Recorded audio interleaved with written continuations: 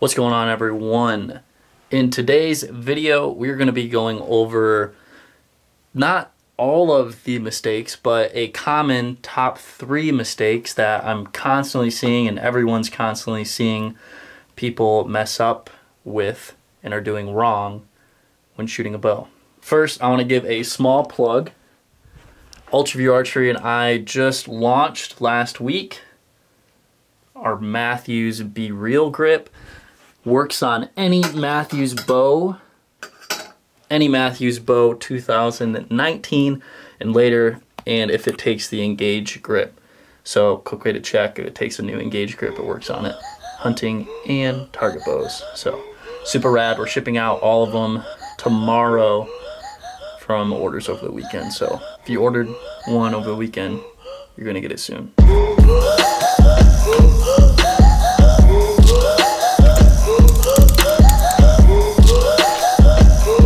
So, like I said, these are top 3, up there in the top 3, definitely top 10. Like the most common things you always see people, doing, which aren't necessarily correct.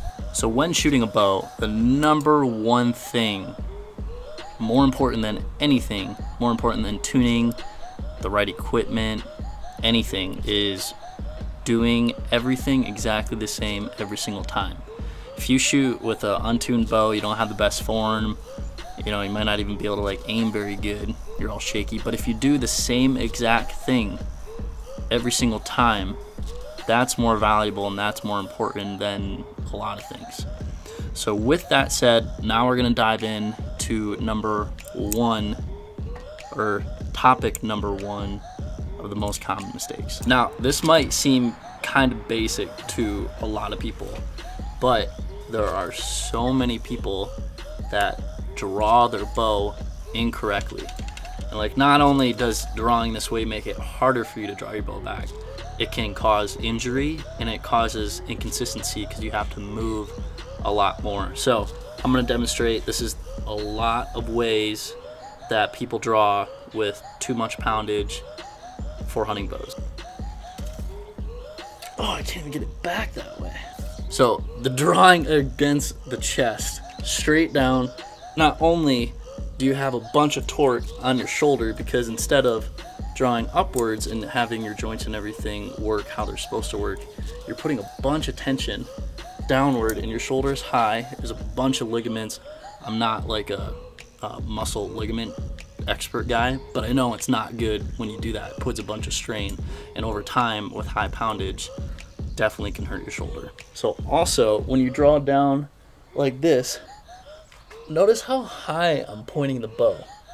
So not only are you pointing it kind of in a dangerous spot, even if you draw straight like this, everything's just jacked up when you draw a bow back like this. So after you draw it back like this, you get it back. Now look where I'm at. Shoulders down, bows up. You have to raise your release hand up and you drop your shoulder down and then you come to anchor.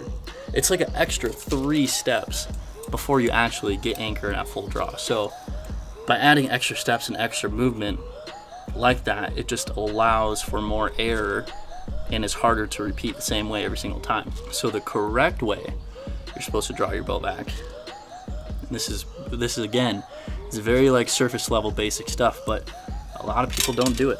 You essentially want to create a leverage system. When you draw your bow back, you're not just pulling it straight back, lifting up a weight.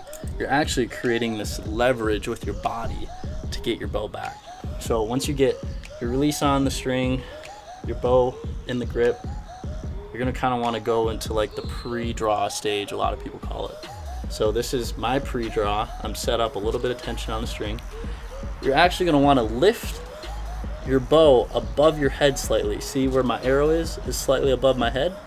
You extend your front arm out, and notice how everything, my elbow's high, my shoulder's not high, but my elbow's high, my arm's high. And then you leverage and pull it right back. And so now when I'm back, all I have to do is touch my face with my hand, and I'm anchored and I'm at full draw. So a lot less steps, a lot less movement, and you use your muscles in the correct way to draw your bow back. So this is like 76 pounds. If I drew this back downwards like this for hundreds of shots, thousands of shots in a month, that's not good. Number 2, and these are just topics again, this isn't like ranked in order of worst to bad or most popular. I just pick 3 that I see all the time. So this is topic number 2. Torquing your front bow arm or your front grip is pretty common, especially with bow hunters.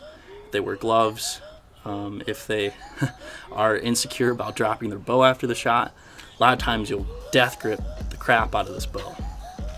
And when you death grip the bow, what it'll do is turn it this way or this way. Very rarely when you death grip it, it stays in the same spot.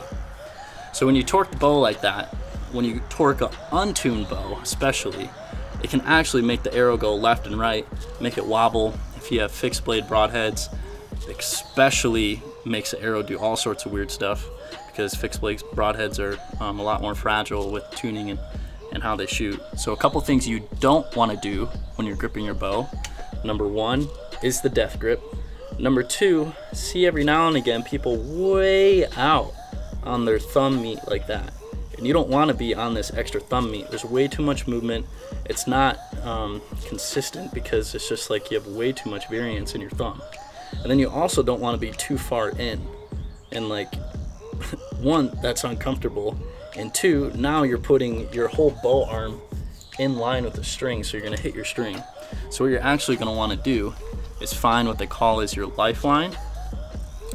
Lifeline is this line, everyone has it, everyone's a little different, but everyone has it, and you're going to want to put it on the thumb side right along that, the center of the grip. So after you do that, then you want to put either a couple things that I like to do. There's really no right answer as long as you're doing it, you know, in the essence correctly. You can rest your fingers on the front, you can put them at a 45 kind of floating, but you never want to like grab the bow as long as they're just dangling out in the front. What I like to do is just like rest either 1 or 2 or 3 fingers right on the front, and that keeps my knuckles at a 45-degree angle right on the bow. And then you always use some sort of wrist sling. I like to, at least. Everyone doesn't. And I'm actually not using one on my hunting bow, but for my target bow, for hunting situations, I'll tie something on, use a wrist sling which connects between your fingers, and that just allows you and your mind to have the confidence that you're not going to drop your bow after the shot. And that helps prevent you grabbing the bow after the shot, which can slowly turn into, you know, essentially a target panic or some sort of anticipating. I had to think of the word, anticipating the shot, which is not good. So by having that security of some sort of wrist sling, finger sling, it kind of helps your brain know that you're not going to drop your expensive bow and hit the concrete. So in a nutshell, for bow grip, you don't want to torque it by having a death grip on the bow. You're going to make sure you have it right alongside your lifeline, the center of it, and then you don't want to grab the bow right after the shot. Soft hands are your friends.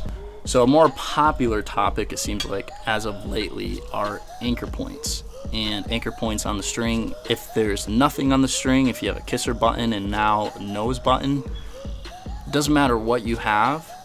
It's very, very, very, very, very important that you never have too much face pressure.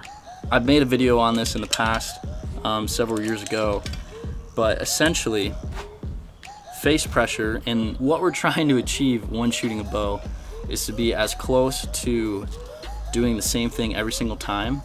And so by limiting the amount of variance we do to the bow allows us to closer achieve the goal of doing everything the same every single time. So a couple of bad things when anchoring, and when I'm talking about anchoring, it's when you come at full draw, you touch your hand to your face, and then you either touch your nose on the string, your lips, something on the string. That's anchoring. So the first thing you're gonna wanna try to avoid. You always see people come back to full draw and then jam their face into the string. And now what this is doing, and it gets even worse, like you can over exaggerate that. I've seen all sorts of bad stuff. But what that does is it essentially moves your string out of alignment. And when you're at full draw, most of these, you know, newer compound bows are only holding several pounds at, you know, full draw. So there's a lot you can do to these strings while they're at full draw because they're under so little tension. So it's very important. All you want to do when you're at full draw is just barely touch your face to the string. And the least amount, the better, because any variance you do there when you're under pressure situations or, you know, different temperature or whatever it is, you know, when you put a lot down, you have to make sure that it's the same amount you put on the string every single time, or you're gonna get a little bit of variance there. The second thing that you should try to avoid, and when you're coming into anchor, I can see the reason why people would want to do this, to make sure that they're like in the same exact spot and like double, triple, quadruple check. But when they come back, or when people come back to full draw, they feel like they have to touch their face over and over again until they finally get the right spot. And then they get in and then they got to readjust and then they shoot.